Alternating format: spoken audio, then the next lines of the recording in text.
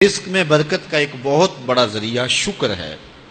ارشاد فرمایا لَإِن شَكَرْتُمْ لَأَزِيدَنَّكُمْ، اگر تم شکر کرو گے وہ تمہیں اور زیادہ عطا کرے گا، اور اگر تم شکر نہیں کرو گے وَلَئِن كَفَرْتُمْ، کفران نعمت کرو گے، إِنَّ عَذَابِي لَشَدِيدٌ، تو پھر میرا عذاب بڑا سخت ہے۔ رزق کے اضافے کا ایک اور بہت بڑا سبب انفاق فی سبیل اللہ ہے۔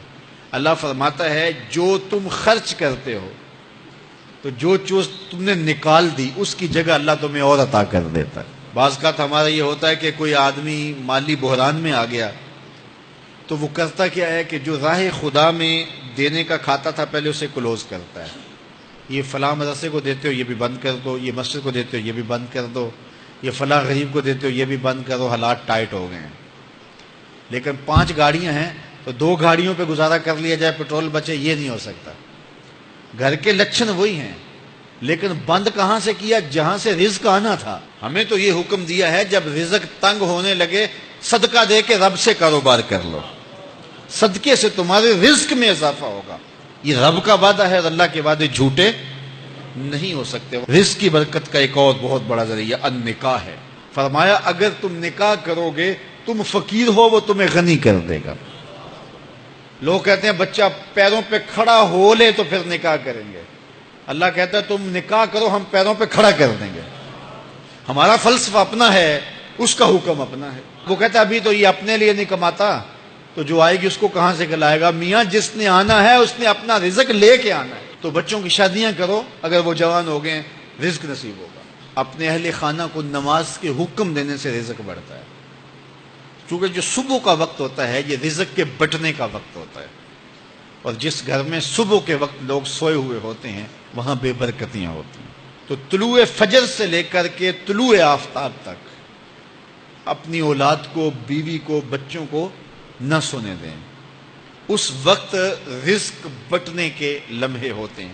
کثیر دعائیں مانگیں، تلاوت کلام مجید پڑھیں، اور نماز فجر مرد حضرات مسجدوں میں جا کے باجماعت ادا کریں، اور گھروں میں جو ہے وہ بیٹیاں بہنیں مصلے بچھا لیں، تو اللہ کی رحمتوں کا نزول ہوگا۔ اب ایک حدیث میں رزق کے اضافے کا ایک اور نسخہ ارشاد کیا گیا۔ میرے حضور نے فرمایا جو شخص یہ چاہتا ہے کہ اس کے رزق میں برکتیں ہوں اور اس کی عمر میں اضافہ ہو تو وہ اپنے رشتہ داروں کے ساتھ سلوک اچھا کرے۔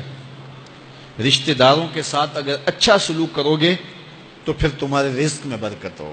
غریب ہیں تو ان کی مدد کرو، ان کی بیٹیوں کی شادیاں اپنے ذمے لے لو اگر اللہ نے آپ کو وسعت دی ہے، ان کی پریشانیاں بانٹ لو، ان کا قرضہ ہے تو اتارنے کی کوشش کرو، ان کو مشکلات سے نکالنے کی کوشش کرو۔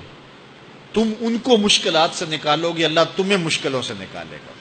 تمہارے رزق میں بھی برکتیں ہوگی اور تمہارے مال میں بھی برکتیں ہوں گی۔ فرمایا بہتر صدقہ وہ ہے جو ناراض غریب رشتہ دار کو دیا جائے۔ اگر وہ پھنس گیا ہے، مجبور ہے، ناراض ہے، تو اس کو اگر دیں گے تمہارا نفس اس میں شامل نہیں ہوگا، تو یہ افضل صدقہ ہے جو ہر صورت میں قبول ہی قبول ہے۔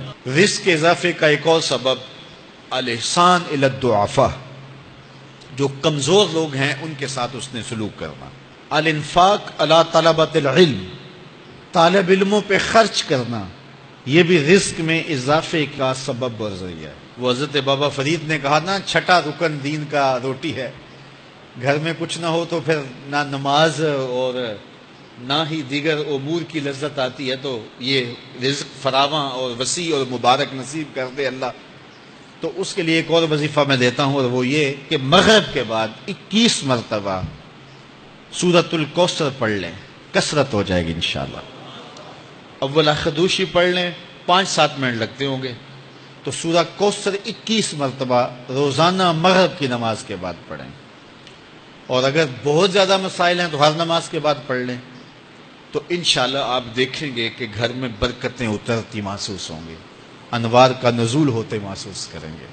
تو یہ وہ رزق کے اسباب ہیں، اگر ہم اختیار کر لیں تو ہم اللہ کی خاص رحمتوں کے حقدار ہوں گے۔ اللہ ہم سب کو رزق